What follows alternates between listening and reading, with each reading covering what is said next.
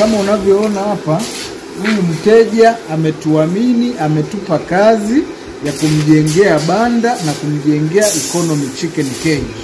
Unavyoona hapa, mafundi wetu wanaendelea na kazi na wanafanya masaa 24 ili tuendane na kasi ya mteja.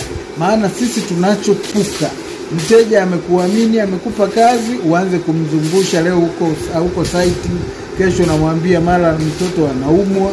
Sisi Mkulima Smart hatufanyi hivyo. Ukishatupa kazi, tunafanya kazi masaa 24. Kwa mfano, hapa tunajenga banda la kuku 2000. Keji hizi tutazijenga ndani ya siku 14. Hamna longolongo kabisa. Na ndio maana unaona hapa mafundi wengine wanachomelea, wanakata, wengine wanatoboa mabomba ili twende haraka.